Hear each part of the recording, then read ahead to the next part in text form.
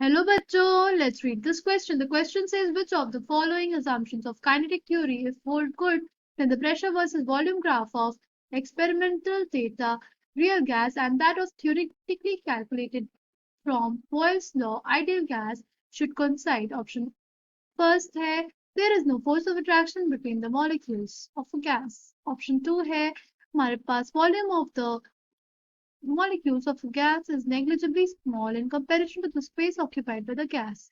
Option A जो हमें दिया हुआ है बोला है वन ओनली, ऑप्शन बी है टू ओनली, ऑप्शन सी है both one and two, and option D है none of these. Key concept for this question is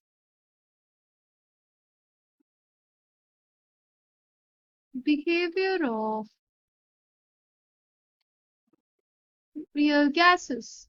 ठीक है, behavior of real gases.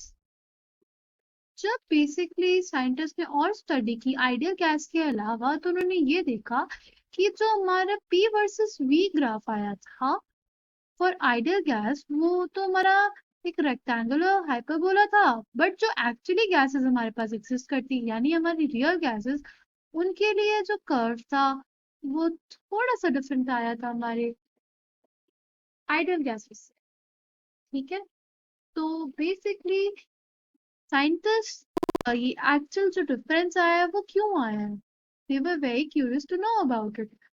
फिर उसके बाद फर्दर एक्सपेरिमेंट से हुआ है और उससे ये पता चला कि जो हमारी काइनेटिक थ्योरी ऑफ गैसेस थी उसके दो दो अजम्पशंस थे वो बेसिकली गलत थे फॉर रियल गैसेस. ठीक है, एक जो अजम्पशन जो गलत प्रूव हुआ वो था उसमें कहा गया था कि there is no force of attraction. ठीक है, उसमें ये कहा गया था कि जो पार्टिकल्स उनके बीच में फोर्स ऑफ अट्रैक्शन नहीं होता है. लाइक बट जब प्रैक्टिकली देखा गया कि ये तो पॉसिबल नहीं था. ठीक है, जो उनके बीच पार्टिकल्स के बीच में फोर्स ऑफ अट्रैक्शन होता है उसी वजह से अगर उनको कंप्रेस किया जाता है तो वो एक दूसरे के पास आ जाते हैं और अगर उनका टेम्परेचर भी कम कर दिया जाए तो जो हमारी गैसेस थी वो लिक्विफाई हो जाती थी. ठीक है, जो हमारी गैसेस थी वो लिक्विफाई हो जाती थी जब उनको पास में लेके आया जाता था. ठीक है, तो they might be some force of attraction between them क्योंकि पास में लाया गया मतलब कि उनके बीच में कहीं ना कहीं फोर्स ऑफ अट्रैक्शन होगा तभी वो पास आए और टेम्परेचर कम करने पे लिक्विफाइड भी हो गए. ठीक, फिर दूसरा जो अजम्पशन था वो हमारा था कि जो वॉल्यूम ऑक्यूपाई करते हैं पार्टिकल्स. ठीक है, वॉल्यूम जो पार्टिकल ऑक्यूपाई करते हैं वो कम होता है as compare to the empty space. ये जो ये अजम्पशन था कि volume of the molecules is negligible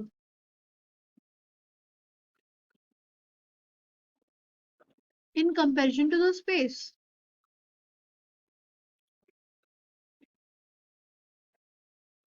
ये जो हमारा पोस्टुलेट था ये भी गलत प्रूव हुआ क्योंकि अगर ऐसा होता, ठीक है, अगर जो हमारे वॉल्यूम होता, ठीक है, वॉल्यूम जो होता अगर वो इतना ही कम होता एज कंपेयर टू स्पेस तो हमारे पास जो P वर्सेस V का जो कर्व आता for real gas must have coincided with ideal gases.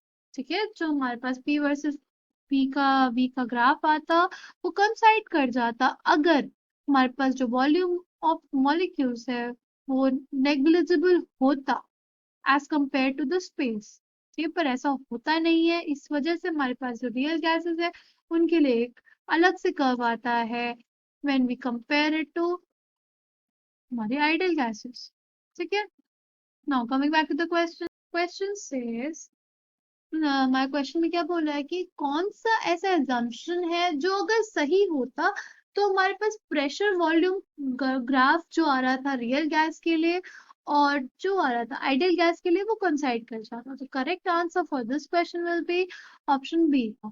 ठीक है, I hope you understood well. Thank you and all the best.